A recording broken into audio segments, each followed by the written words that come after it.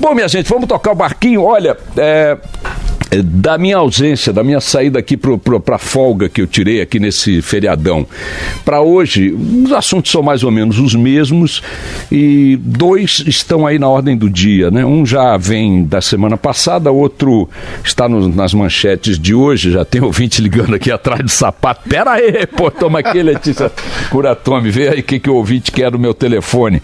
Muito bem, vamos começar aqui pela boa notícia que está hoje nos jornais, que são detalhes da montagem do Ministério da Justiça sob a gestão Moro.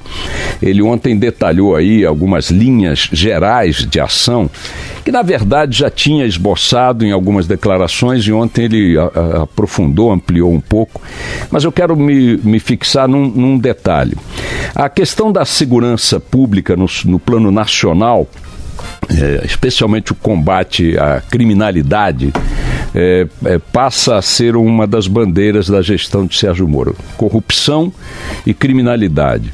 E eu acho que ele está acertando nas declarações, vamos ver também na composição da equipe, e vamos ver como é que isso se dá na prática, quando ele tomar posse com sua equipe, sua turma toda e tal, e começar a colocar em andamento aquilo que está prometendo, aquilo que está pretendendo. Tem sempre que combinar com os russos, tá certo? Quer dizer, aquela velha máxima do Garrincha com Vicente Feola, né? Como é que é? Para driblar tanta gente, se combina com o adversário. Então, colocadas na prática, muitas ideias às vezes não se viabilizam, não conseguem chegar a bom termo.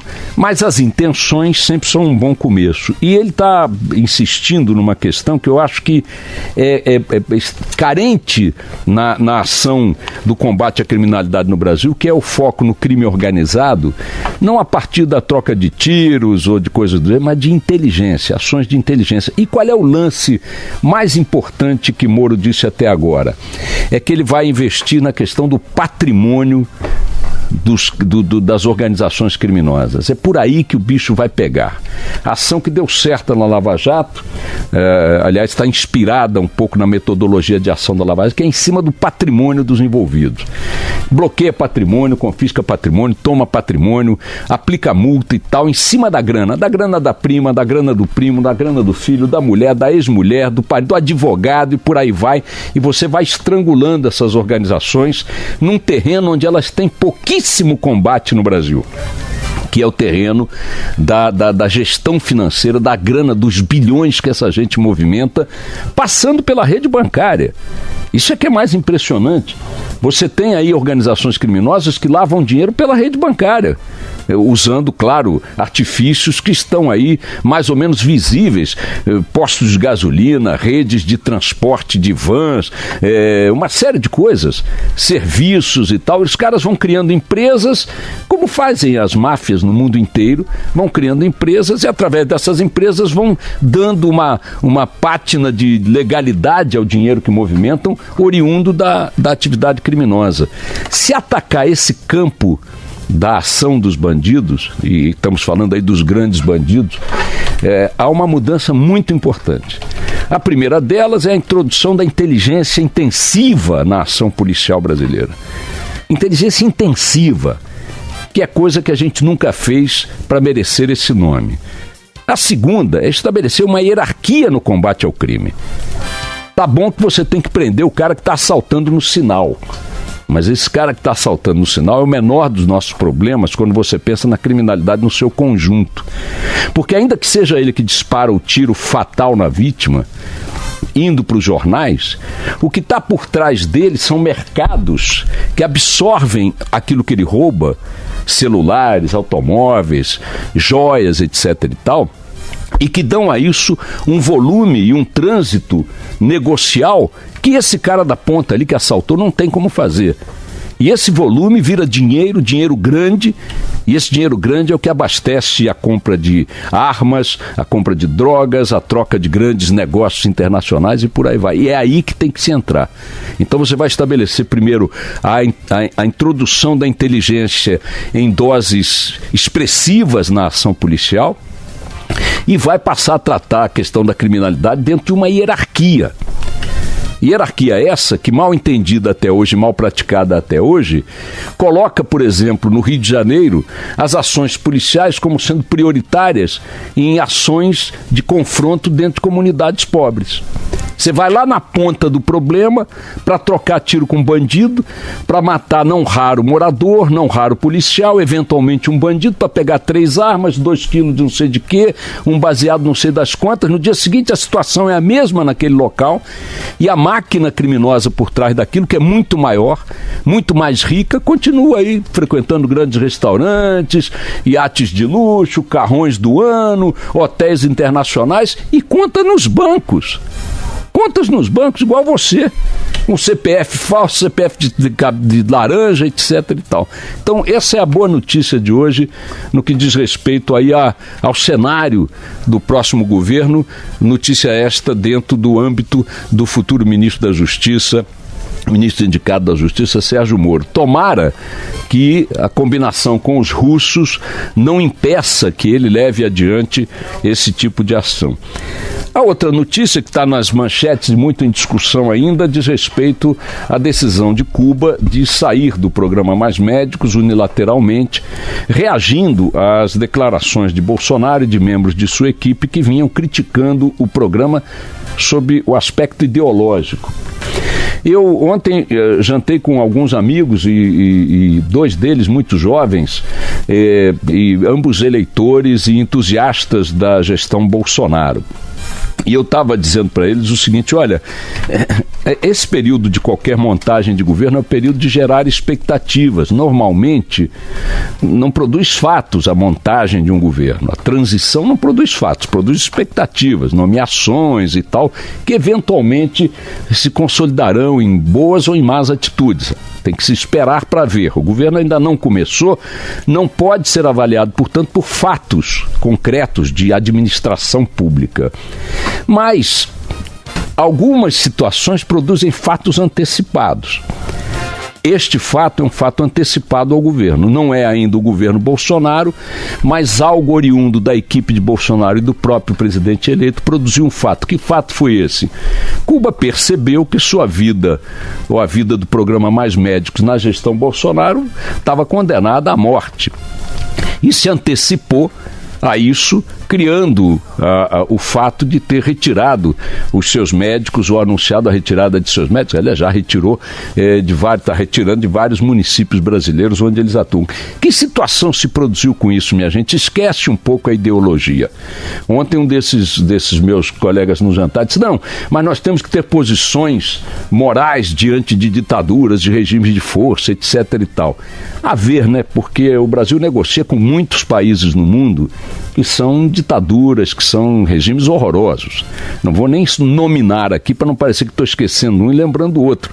Mas há um monte de países aí onde a democracia passa longe, direitos humanos passa longe e tal. E, aliás, essa é uma realidade da economia mundial. Muita gente negocia tudo com todo mundo, independentemente desse aspecto. E é importante considerar pragmaticamente que, sendo esta a realidade, não há como fugir dela. Se o Brasil for adotar posições no campo econômico, no campo governamental, no campo das relações diplomáticas, em função desse viés dos direitos humanos, da democracia, etc. e tal, olha, esquece aí uma série de parceiros econômicos, alguns deles bem relevantes, a começar pela China.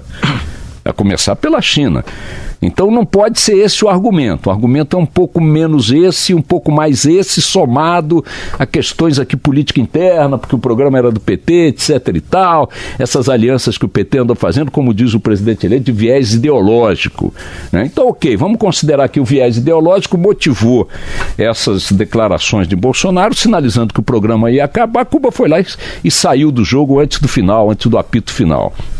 Qual é o resultado dessa história? Sem entrar em qualquer outro mérito. Estava vendo hoje um mapa feito aqui na Folha de São Paulo, reportagem do Marcelo Soares. 4.600 municípios, vamos lá, 4.058 municípios, tá? São aqueles que têm o programa Mais Médico, tá? 4.058 municípios têm o programa Mais Médico. Desses 4.058 municípios, 2.885 tem médicos cubanos. E 1.600 tem apenas médicos cubanos. Então você tem uma presença muito importante de médicos cubanos, são 8.300 e poucos, que corresponde a 52% do total de médicos do programa. Os outros são médicos brasileiros formados no exterior ou brasileiros com registro profissional, enfim, brasileiros e estrangeiros com registro profissional no Brasil. O fato é que metade do atendimento do programa Mais Médicos está suprido por médicos cubanos que agora deixam de atender a essas populações. Para quem está lá na ponta, com filho com febre, ou com disenteria, ou seja lá com o que for, pouco importa qual é a ideologia daquele médico que está dando a injeção, o remédio, a receita, tirando a temperatura, atendendo aquela emergência, aquela situação na ponta. Quando você diz que 1.600 municípios vão ficar sem médico, e hoje tem médico, você não pode mexer nisso por qualquer viés que não leve em conta, primeiro, quem está sendo atendido por esses médicos. Usando aqui uma imagem que eu gosto muito de recorrer a ela, é o seguinte: você está morrendo afogado no meio do oceano. Aí vem o capeta. O capeta desce lá ou sobe lá, sei lá de onde. Parece o capeta flutuando com uma boia de cocô de cavalo. E pergunta para você: eu sou o capeta, quer esta boia de cocô de cavalo para se salvar do afogamento? O que você diz sinceramente, hein? Sinceramente, o que você diz pro capeta? O que você faz com aquela boia de bosta? Você se agarra nela.